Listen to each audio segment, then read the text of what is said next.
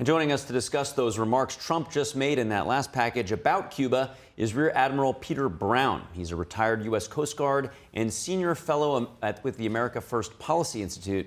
Thank you for joining us this morning. Trump, of course, making the most specific comments about U.S. intervention and regime change in Cuba that we just played. Your reactions and your expectations.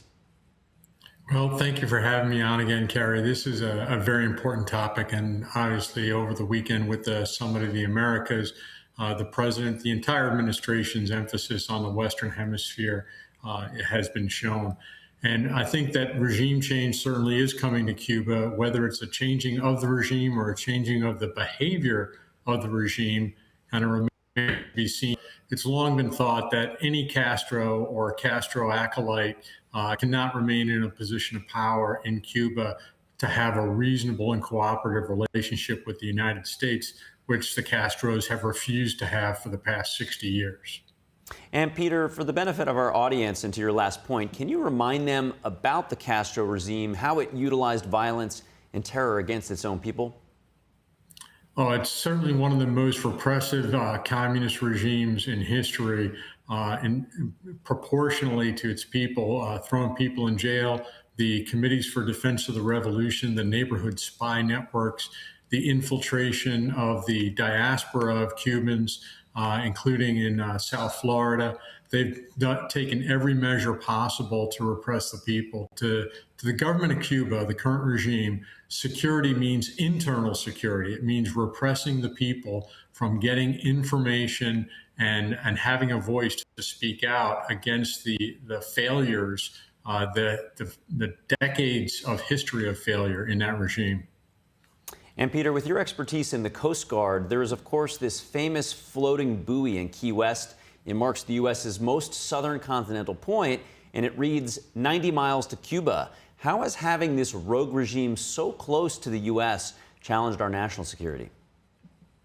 Well, we talked a little bit about the intelligence penetration of Cuba towards particularly South Florida in a human intelligence standpoint. But because their economy is so weak, they require support from external benefactors, notably Russia, China, and up till a recent point, Venezuela. And the way they pay that back is by giving technical intelligence access to those regimes. And that creates a particular national security vulnerability for the United States.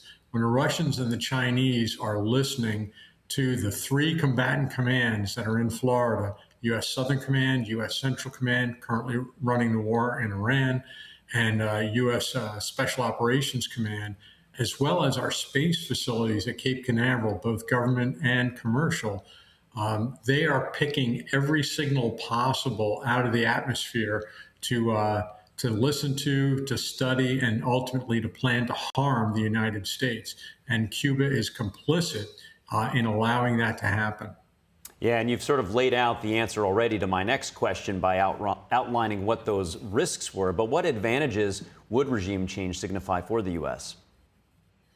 So the U.S. could have then a more reliable partner in the Western Hemisphere, as we have with the dozen other nations that were present at the summit, to push back against those external predations.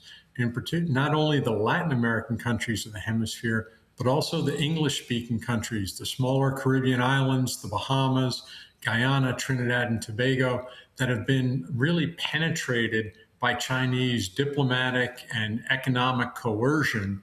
And certainly military capability has to be on the mind of the Chinese. So if we can continue to push that back, both from our hemisphere and from Iran, that's a net positive for the United States and for the Americas. And Peter, how much longer do you think the regime in Cuba can hold on? I think at this point it's probably measured in a matter of months. As the president said over the weekend, he wants to deal with the current situation in Iran, then give Secretary Rubio a couple days off before concentrating on Cuba. But given the economics and the secondary sanctions and the of the people of Cuba from the basic necessities of life, I can't see this regime staying in power and maintaining its current policies more than weeks to months. Wow. And Peter, you just mentioned Secretary of State Marco Rubio, perhaps one of the most famous Cuban Americans. What role do you see for him in what may come? Well, he is one of the busiest people in the current administration with the dual role as Secretary of State and National Security Advisor. So I see him being kind of the overseer of an overall policy toward Cuba, and certainly having a personal interest in how this is going to go.